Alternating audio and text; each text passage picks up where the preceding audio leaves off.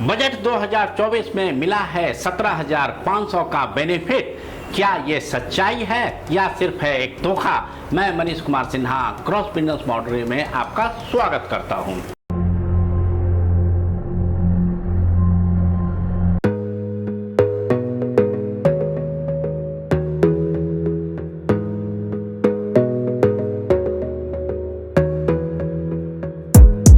Gotta focus on yourself, on your faith, on your dreams, on your mind, on your health, yeah. You gotta work, never tell, keep your head down, find what you love. Finance minister Nirmala Sitharaman जो लगातार 7वीं बार budget पेश कर रही थी, अपने आप में एक रिकॉर्ड है, क्योंकि आज तक किसी भी फिनांस मिनिस्टर ने एक साथ लगातार 7वीं बार बजट को पेश नहीं किया। इसी के कारण हम सब मध्यम वर्गीय व्यक्ति को इस बार गवर्नमेंट ऑफ इंडिया और फिनांस मिनिस्ट्री से बहुत सारी उम्मीदें थी कि हमें काफ़ी राहत मिलेगा, लेकिन पूरे बजट के भाषण में हमने देखा कि बेनिफिट के नाम पर बताया गया कि मिडिल क्लास को 17,500 का बेनिफिट मिल रहा। तो आज हम उसी पर विवेचना करेंगे कि क्या 17,500 का जो बेनिफिट है बिल्कुल सही है, और अगर ये 17,500 का बेनिफिट है तो सैलरी क्लास को दिया गया या बिजनेस ओनर को भी दिया गया है, और ये 17,500 का जो बेनिफिट है क्या जो 8 से 10 लाख कमा रहे हैं उनको भी है, या 15 से 20-25 लाख कमा रहे हैं सिर्फ उनको है। 17,500 पर डिस्कशन करने से पहले मैं आपको सिर्फ 2 बातें समझा देना चाहता हूँ। अभी भी हमारे इस बजट में भी ओल्ड टैक्स रिजीम और न्यू टैक्स रिजीम का कॉन्सेप्ट है। फिनांस मिनिस्ट्री ने बजट में कहा है कि हम ओल्ड टैक्स रिजीम में कोई बदलाव नहीं कर रहे हैं।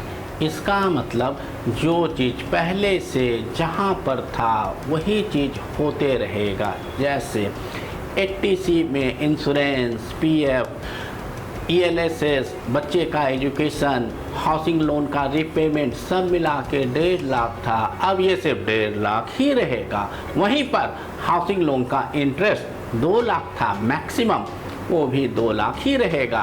2.5 लाख तक टैक्स एग्जम्पशन था, वो भी 2.5 लाख ही रहेगा। मतलब आप ओल्ड रिजीम में हो, बूढ़े हो, बेकार हो, परे रहो, सोए रहो, वहीं पर जब आप युवा हो मतलब न्यू टैक्स रिजीम ऑप्ट करते हो तो आपको बोला गया हम आपको कुछ प्रोत्साहन देते हैं, 17,500 का बेनिफिट देते हैं। ये हुआ कैसे, अब हम देखते हैं। निर्मला सीतारमण जी ने स्टैंडर्ड डिडक्शन को 50,000 से बढ़ा के 75,000 कर दिया गया है, लेकिन ये डिडक्शन का जो बेनिफिट है सिर्फ न्यू टैक्स रिजीम को दिया गया, ओल्ड वाले को नहीं दिया गया। तो अगर आपका इनकम 15 लाख से ज़्यादा है, जहां पर आप 30% में हो, तो जो 50 से 75 इंक्रीज किया गया तो 25,000 के ऊपर 30% मतलब 7.5 का ये बेनिफिट मिल गया। वहीं पर न्यू टैक्स रिजीम वाले को कुछ टैक्स स्लैब में भी चेंज किया गया। 3 लाख जहां तक कोई टैक्स नहीं लगता उसको नहीं छुआ गया। जो लोगों का उम्मीद था कि 3 से 5 भी कर दिया जाएगा, लेकिन वो नहीं हुआ। पहले स्लैब 3 लाख से 6 लाख का 5% का होता था, उस स्लैब को बढ़ा के 3 लाख से 7 लाख का कर दिया गया, जहां पर सिर्फ 5% लगेगा, और 7 लाख से 10 लाख का स्लैब कर दिया गया जो 10% लगेगा, 10 से 12 5% लगेगा, और 12 से 15 20%।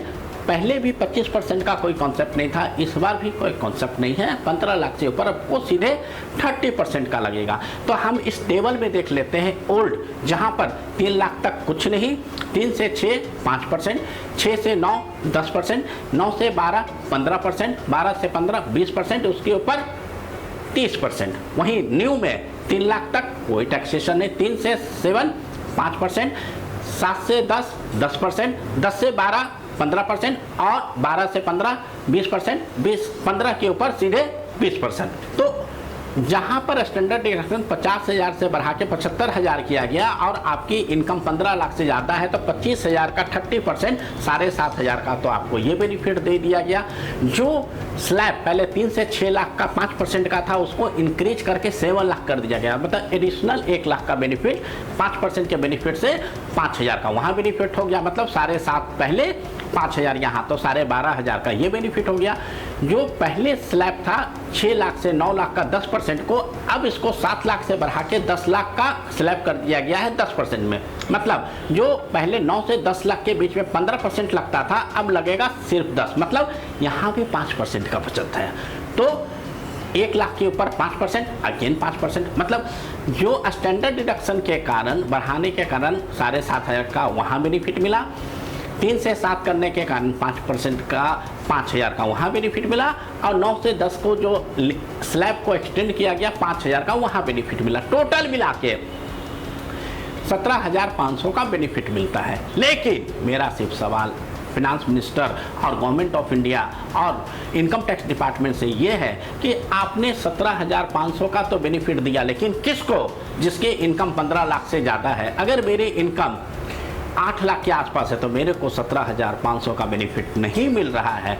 सो ये कहना कि मैंने 17,500 का बेनिफिट दिया, ये सिर्फ यही दर्शाता है, जैसे कुछ प्रोडक्ट ये बताते हैं कि हमारे क्रीम लगाने से आप गोरा हो जाओगे, भले ही उनके फैक्ट्री में बहुत सारे काले हों, ऑनर भी काला हो सकता है, होलसेलर जो रिटेल गुड्स बेचता है वो भी काला हो, लेकिन बेचता है हम आपको गोरा कर देंगे, क्योंकि मैक्सिमम बेनिफिट बताते हैं, लेकिन कोई अपने आप में गोरा होने का टेंशन नहीं लेता है। वही चीज़ जो मैक्सिमम बेनिफिट है वो तो आपने बता दिया। मेरा सिर्फ सवाल ये है कि 16-17 लाख के इनकम वाले को आपने 17,500 का बेनिफिट दिया, मतलब सिर्फ 1% का रिलीफ, और आप इतना बड़ा हंगामा के 17,500 का बेनिफिट दिया।